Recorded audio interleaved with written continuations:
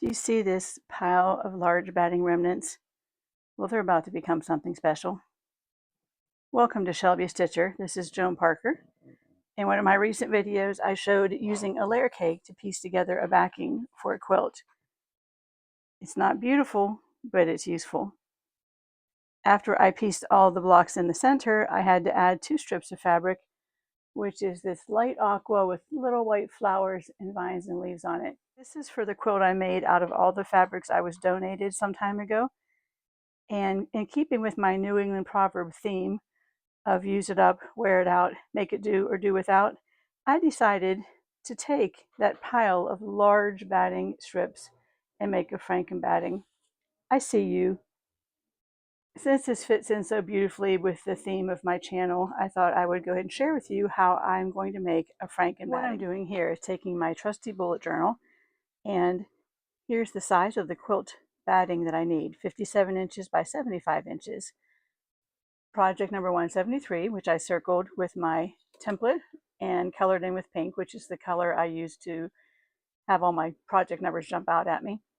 And I jotted this down, New England proverb, because I have said that saying, the use it up, wear it out, make it do or do without, for so long, and I didn't know where it originated. And evidently Google and ChatGPT do not either, because I kept getting multiple sources. Everybody's claiming credit for it, so I'm just going to keep using it. So here's how I use my journal to make a Frankenbatting. I determined that one of my squares would equal 5 inches. That's so I didn't have just a teeny tiny, 5 by 7 block here. So 57 divided by 5 is 11.4, and 75 divided by 5 is 15. So I put a dot where those pieces are, and I just estimated this was about 11.5. So we're not being super particular here, because I'd rather have it be, just an inch or so too large. And I mentioned in a former video when I was talking about my bullet journal in that Controlling Quilting Chaos series that I never use the ruler on this template. I don't use it as a ruler, but I do use it as a straight edge. If you ever took geometry in high school, you know that a straight edge is just something that gives you a straight line but doesn't necessarily measure. So I am going to just connect these dots, as it were, and I'm going to go to my pile of batting scraps that I have, and they're very large. That's because I machine quilt for customers and for all my many prolific quilts, and I buy my batting on a roll. It comes 96 inches wide, so every time I finish a quilt, I have a large chunky piece of batting. So this side, I'm going to write, and I'm using a pencil because I know I'm going to be making lines and possibly erasing them as I do this. So this edge is 75, this edge is 57. So I'm going to go to my batting scrap pile, pull one out and measure it. If it's 57 inches wide, I will put it over here, and I will just draw off a line for how wide that piece is to show me how much more I need to do. And then I'll show you the technique of making the Frankenbatting after I get that finished.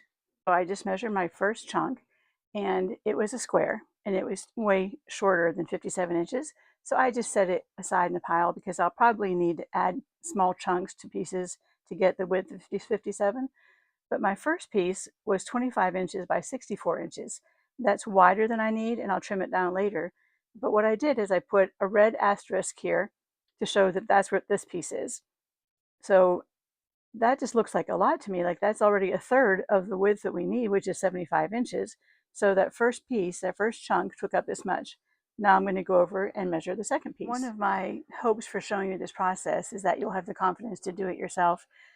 So my two pieces, here's my goal size, which is 57 by 75. Each square is equaling 5 inches. My first strip that I found was 25 by 64. Since that exceeds the 57, I didn't add it on. I'll just trim it down after I get the whole thing pieced together. And then my second piece was 37 by 60. Now 37 divided by 5. Of course, 35 divided by 5 is 7. So I just did 7 because I knew that little extra inch would not make a big difference. So I can easily see here that I need almost 15 inches more in length, and I need another piece that's 57. How great is this? I pulled out my next batting scrap, and it is almost exactly 15 inches by 96, which is the length of my roll of batting. So all I need to do is sew these 3 pieces together, and I'll have a big enough piece for my half square triangle quilt.